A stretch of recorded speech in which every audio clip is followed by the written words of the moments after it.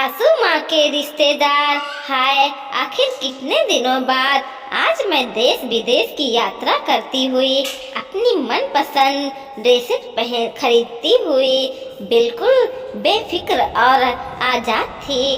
अपने में बिल्कुल मस्त, न साथ में पति थे न ही सासू माँ। सोचा चलो आज तो जी भर के अपने फेवरेट फ्लेवर वाली आइसक्रीम खा लूं।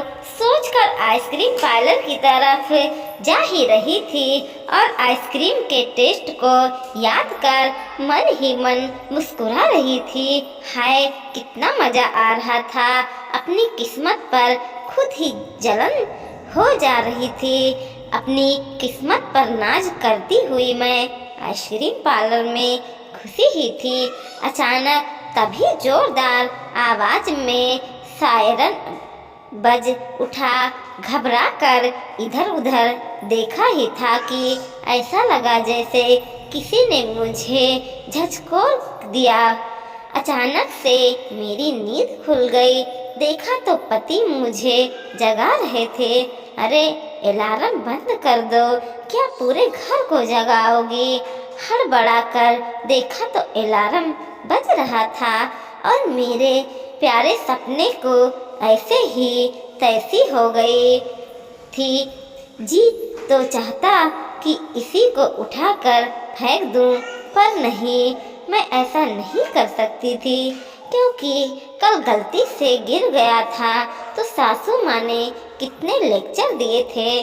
तुझे तो मेरे लायक किसी भी सामान की कोई कदर नहीं है, बस घर में तोड़ फोड़ मचाए रखती है। एक अलार्म क्या गिरा, पूरे घर में तोड़ फोड़ का इल्जाम लग गया। जब अलार्म न हुआ उसके मायके का कोई रिश्तेदार हो गया। घर में मेरी शादी से पहले अलार्म नहीं था, पर मेरी शादी होते ही ये मुआ अलार्म इस घर का सदस्य बनकर मेरी जान पर आ गया। इसलिए चुपचाप लेक्चर सुनकर रह गई। खैर अलार्म बंद कर चंद सेकंड सोने की दोबारा कोशिश की तो बाहर से सासू माँ का चिल्लाना शुरू हो गया।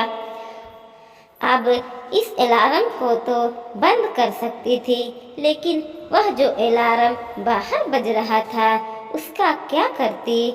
झक मार कर उठना ही पड़ा। उठकर बैठी ही थी कि सबसे पहले सासू माँ के रिश्तेदार यानी कि उस अलार्म की तरफ मेरी नज़र गई। लोग सुबह उठते ही भगवान को याद करते हैं, मैं सासू माँ के अलार्म को याद करती हूँ। खैर अभी तो सुबह के 5 बज रहे थे। सासू माँ ने उठा ही दिया था तो आखिरकार उठना ही पड़ा। जैसे ही मैं उठकर अपने कपड़े वगैरह लेकर बाहर निकल के बाथरूम की तरफ जाने लगी, सासू माँ ने मुझे जोर से समझाया, सुबह सुबह बिना जगाए तो तू उठती ही नहीं हो। क्या फ़ायदा अलार्म का जब उसे बंद करके ही सोना होता है? तो बेवजह तुम्हारे चक्कर में मेरी नींद खराब होती है। अब फटाफट नहा लो, बाहर की सफाई कर, नाश्ते की तैयारी कर, 7 बजे तक चाय बनाकर सबको दे देना। मैं जा रही हूँ सोने। जी मम्मी जी, मन ही मन कितना ही बड़बड़ कर लूँ, पर जब सामने सासू माँ सामने हो तो जबान से सिर्फ इतना ही निकलता है। मैं नहा धोकर अपने काम में लग गई और सासू माँ दोबारा घोड़े बेचकर सो गई। पूरा दिन ऐसे ही निकला। शाम को पड़ोसन घर पे आई तो सासू माँ की जिगरी थी। अजीब बात है, लोग के पास बात करने के लिए कुछ ना हो तो, लेकिन बहुएं सुबह कितनी बजे उठती हैं ये मुद्दा तो हमेशा ट्रेंड में ही रहता है। सो वो भी शुरू हो गया। अरे तेरी बहू सुबह कितने बजे उठती है? हमारी वाली तो बिना अलार्म के उठती ही नहीं। पता नहीं पिछले जन्म में कुंभकर्ण के परिवार की थी क्या।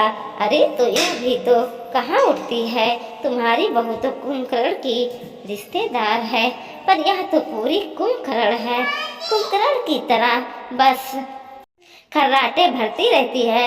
अलार्म तो बेचारा बज बज के पूरे घर को जगा देता है, पर ये तो ना उठे, देख इसकी किस्मत कहते हैं।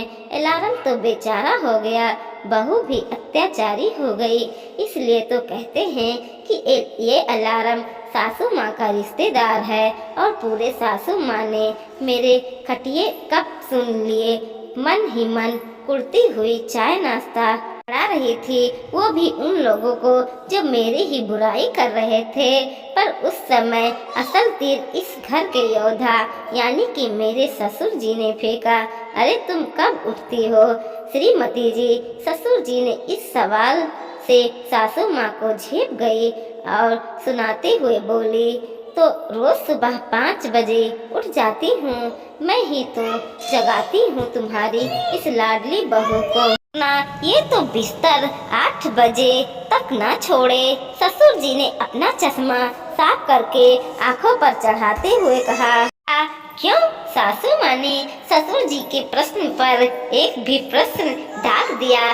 ससुर जी ने मुस्कुरा कर कहा, उसे उठकर खुद तो घोड़े बेचकर वापस सो जाती हो और कह रही हो कि 5 बजे उठती हो। हाँ तो नींद तो खराब हो गई ना, और फिर मैं क्या करूं, मेरे पास करने के लिए कुछ होता ही नहीं है।